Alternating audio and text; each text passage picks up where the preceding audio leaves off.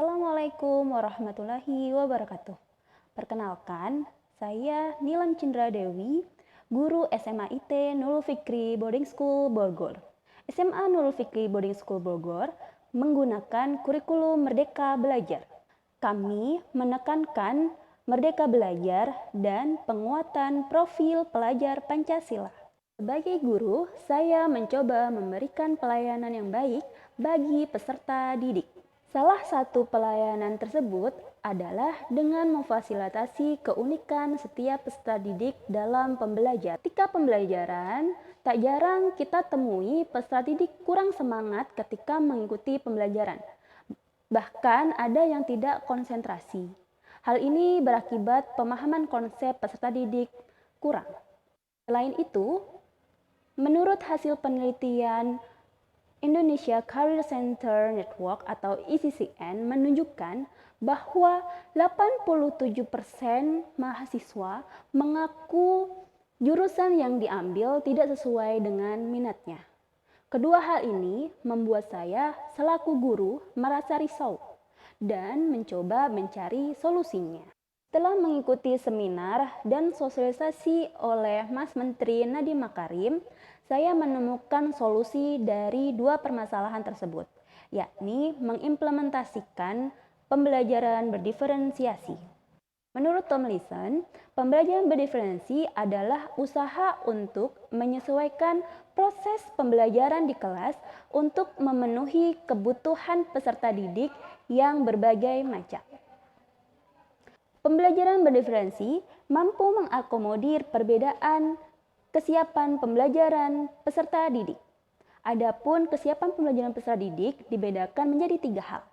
Yang pertama, menurut profil pelajar. Yang kedua, menurut kesiapan pelajar. Dan yang ketiga, berdasarkan minat belajarnya. Adapun cara guru merespon perbedaan proses belajar siswa, yakni melalui 3 strategi berdiferensiasi. Meliputi yang pertama, diferensiasi konten, yang kedua, diferensiasi proses, dan yang ketiga, diferensiasi produk.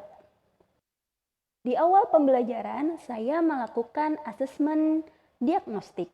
Asesmen diagnostik yang saya lakukan yakni asesmen diagnostik kognitif dan asesmen diagnostik non-kognitif. Asesmen diagnostik kognitif yang saya siapkan berupa soal-soal yang mampu menguji kompetensi kemampuan prasarana siswa untuk mengikuti pelajaran pada level tersebut. Adapun bentuk soalnya sebagai berikut. Selanjutnya, saya melakukan rekapitulasi dan menganalisis hasil asesmen kognitif, yakni sebagai berikut. Hasilnya digunakan untuk pemetaan kategori kesiapan belajar dan kelompok belajar berdasarkan nilai rata kelas.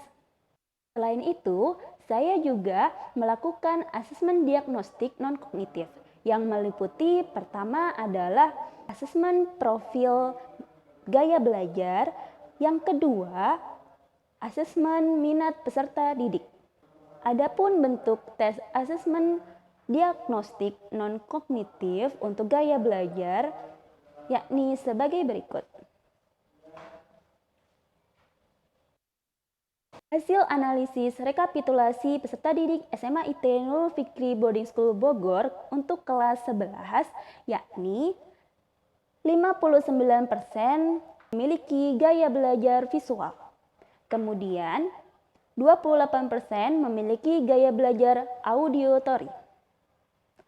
Kemudian 14% memiliki gaya belajar kinestetik. Sedangkan tes minat kecerdasan majemuk peserta didik yang saya lakukan berbentuk sebagai berikut. Dari hasil rekapitulasi analisis kecerdasan majemuk peserta didik kelas 11 menunjukkan bahwa kecerdasan yang paling dominan di kelas 11 adalah kecerdasan intrapersonal. Kemudian diikuti oleh kecerdasan logika matematika. Berdasarkan minat peserta didik, saya meminta peserta didik untuk mengaitkan minat mereka dengan kampus impian mereka. Selain itu, saya juga meminta mereka untuk mengaitkan topik pembelajaran dengan minat mereka. Adapun bentuk pertanyaannya sebagai berikut. Kemudian, untuk hasil jawaban pertanyaannya adalah sebagai berikut.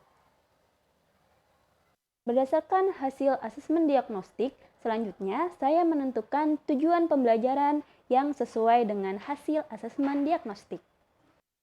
Selanjutnya, saya menentukan strategi pembelajaran untuk memfasilitasi keunikan belajar peserta didik dan juga untuk memberikan pembelajaran yang bermakna untuk peserta didik. Adapun 3 strategi pembelajaran meliputi: pertama, saya melakukan diferensiasi konten pembelajaran.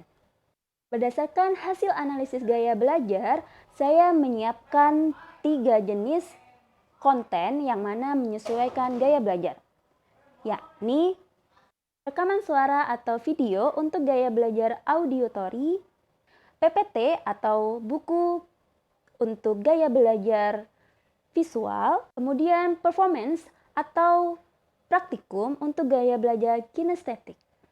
Kedua, saya membuat diferensiasi proses pembelajaran dengan membuat kelompok belajar berdasarkan kesiapan dan jenis gaya belajar.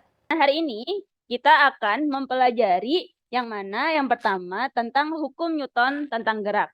Dan yang kedua, kalian nanti akan dibagi menjadi beberapa kelompok sesuai dengan gaya belajar kalian. Di sini ada kelompok audio, ada kelompok visual, kemudian kelompok kinestetik, kemudian kelompok visual.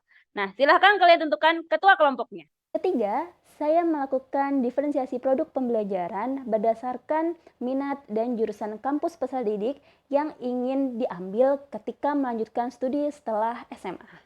Peserta didik membuat presentasi yang menggambarkan kaitan konsep materi yang dipelajari dengan profesi yang akan mereka ambil ketika selesai dari kampus impian mereka. Implementasi hukum Newton sesuai minat saya yaitu di hubungan internasional, di manajemen, dan sastra bahasa. Yang kedua, implementasi sesuai minat. Implementasi selanjutnya yaitu pada bidang kedokteran. Implementasi fisika pada dunia kedokteran berada di alat-alatnya. Contoh alat kedokteran yang berhubungan dengan fisika adalah alat ronsen, X-ray, dan USG. Ketika peserta didik mampu mencari informasi implementasi materi yang mereka pelajari dengan profesi mereka kelak, maka mereka akan merasa mantap dan semakin yakin dengan jurusan kampus yang akan mereka pilih ketika mereka melanjutkan studinya. Setelah saya mengimplementasikan pembelajaran berdiferensiasi, saya mengajak peserta didik untuk melakukan refleksi, yang mana hasilnya sebagai berikut. Dengan mempelajari diferensiasi, kita jadi tahu nih tipe pelajaran kita apa sih, apakah visual, audio, atau kinestetik. Jadi kita lebih bisa mendalami dan memenuhi kebutuhan yang seharusnya kita dapat. Dan menurut aku semoga kita semua yang sudah belajar hari ini kita bisa mengurangin kemungkinan kita akan salah jurusan. Jadi membuat kita itu makin yakin bahwa jurusan yang kita pilih di masa depan itu tepat dengan minat dan bakat kita. Alhamdulillah, berdasarkan hasil refleksi, dapat disimpulkan bahwa peserta didik ketika mengimplementasikan pembelajaran berdiferensiasi, mereka memiliki semangat belajar yang meningkat dan juga pemahaman konsepnya juga meningkat. Selain itu, pembelajaran berdiferensi dapat memberikan pembelajaran bermakna bagi peserta didik. Jika mereka mencoba menerapkan konsep yang mereka pelajari dengan profesi yang akan mereka pilih di masa depan. Hal itu akan membuat mereka semakin yakin untuk memilih jurusan kampus sesuai dengan minat mereka. Sekian sharing pembelajaran berdiferensi dari saya. Semoga bermanfaat dan menginspirasi. Assalamualaikum warahmatullahi wabarakatuh.